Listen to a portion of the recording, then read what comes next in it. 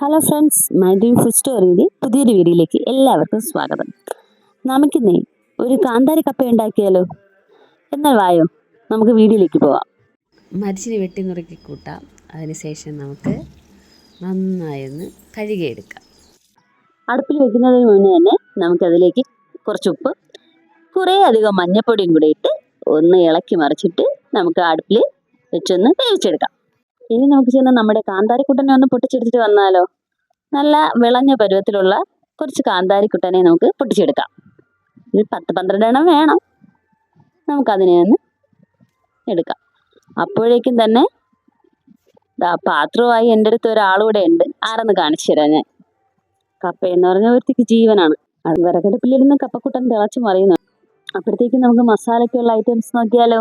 കാന്താരി, ചുവന്നുള്ളി, ഇഞ്ചി, ഒരു തണ്ട് കറിവേപ്പില. നമുക്കിതിനെ ഒന്ന് മിക്സിയുടെ ജാറിലിട്ട് ഒന്ന് ചതച്ചെടുക്കാം.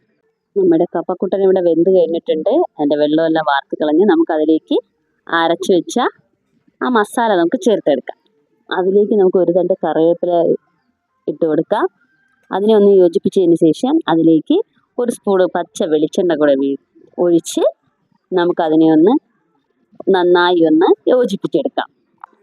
എൻ്റെ പൊന്നു, ഇതൊരു അടാർ ഐറ്റം തന്നെ. എല്ലാവരും ഇതൊന്ന് ട്രൈ ചെയ്ത് നോക്കണം.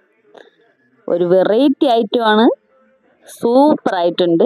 ഞങ്ങളുടെ ചാനൽ ആദ്യമായിട്ട് കാണുന്നവർ എൻ്റെ ചാനലൊന്ന് സബ്സ്ക്രൈബ് ചെയ്യാൻ മറക്കല്ലേ.